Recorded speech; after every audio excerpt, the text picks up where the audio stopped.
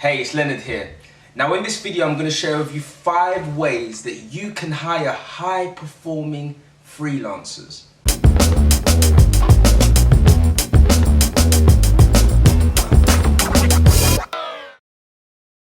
Okay, so my first tip is this. Do you like their work? Now so often a lot of us go into hiring any form of outsourced or freelance or subcontractor work based on the wrong thing, and what we tend to focus on is the price. But a really important question to ask yourself is, do you like their work? You see, as simple as that question is, a lot of the time we are on defense with our capital, so we're trying to get the job done. However, we miss out on understanding whether or not we like the work of the freelancer. And a lot of the time, if you take the time to actually take a self-analysis on the freelancer and understand whether or not you like their work, generally speaking, and if you had the money and you had to pay more, you would use them. So I tend to make sure that when I'm recruiting a freelancer that's going to work on behalf of my agency, I tend to ensure that I actually like their work, with or without working with me. Rule number 2. Find out what your freelancer's goal is. Now I know that sounds a bit off the topic, but what I found in my history is that whenever I work with people that are actually passionate about what they do, for example, if it's a web developer or it's somebody that provides services such as PR, what you tend to find is that these people tend to have a goal of doing some form of change in the field in which they work within. And it kind of enables you to understand that there's more passion behind what they do than just making money. Because what you then realize is that you're separating people that are in this to make money from you and people that are in this because they're passionate about what they do. And that small difference alone enables you to know that you are going to be having someone on board that is going to be working with passion as opposed to price.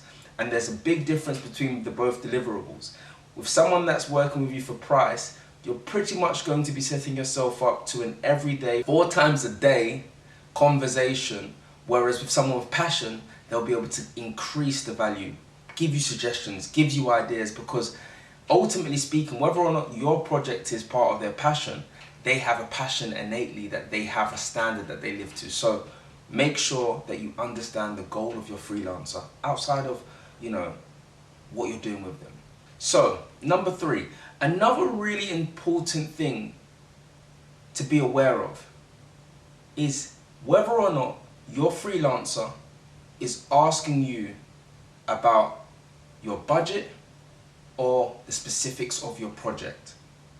You see, so often we speak to a lot of subcontractors and freelancers that are really focused on getting money in for their company and really deploy a real tasteless attitude to the way in which they navigate whether or not you're somebody to work with. However, you can easily differentiate the difference between a really high-level freelancer, a high-level contractor, when you realize and take a step back and see whether or not their questions are more around your budget or whether they're around the specifics. People that tend to have a high level of value in what they do are more concerned with the specifics of your projects. They're more concerned with the details of what you're trying to achieve than they are about the budget. Because of course they want to make money, but their initial goal is to understand exactly what it is that you're trying to achieve. And if you can differentiate the difference between subcontractors and freelancers that are purely talking about money and not talking about the specifics, you can save a lot of time and a lot of money by focusing on people that are really engaged with what you're doing and really wanting to understand how they can add value. So remember that. Number 4. Now, I tend to do this no matter where the subcontractor or the freelancer is around the world, and I just find it really important because it just kind of reassures me, and that is, make sure that you have a voice conversation with your freelancer. Now, you're going to find a lot of subcontractors and freelancers that are going to be trying to continue to maintain a relationship with you via email or try to maintain a relationship via the platforms in which you're recruiting them from. However, what I find, in order to build an authentic relationship, throughout history of me working in business and working with freelancers or contractors, it's always important that we speak. One thing that you'll realize is that, of course, there are a lot of freelancers that are working from other countries, but it's your job to make sure that you're not going to be working with someone that doesn't really speak your language and you don't really know if the profile picture is the person speaking. Because there has been times for me where I've seen a female face and finally got on the phone and realized it's a guy. So, you know, you want to be very mindful that you're speaking to who you're speaking to and that the communication levels are clear. It avoids headache, money loss, and of course it just makes it easier for you. Number 5, last but not least, is ask them to send you examples of their previous work. Now I say all this to say because, you know, a lot of people tend to outsource their work because they want to get things that they are working on done. But you can tell a lot about a freelancer by the work he's done for previous people. Remember, you are talking to salespeople at the end of the day, so a lot of people will sell you what they can achieve, but it's important that you take a look and see whether or not what they're selling you is actually what they can do. And you can see this through their previous work. So always request for your freelancers or subcontractors to send you previous work or any testimonies that they have.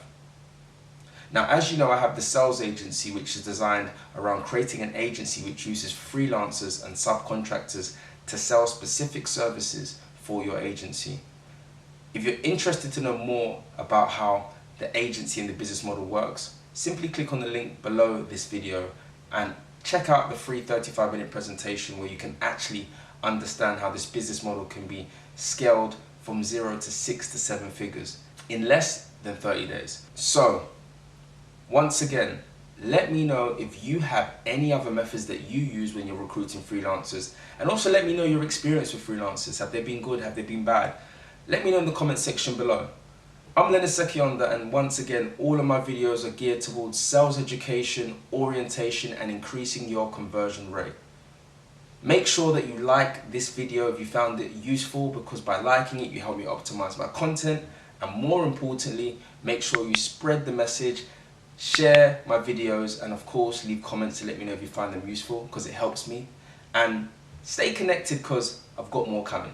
Speak to you soon. Leonard Sekyonda. Bye now.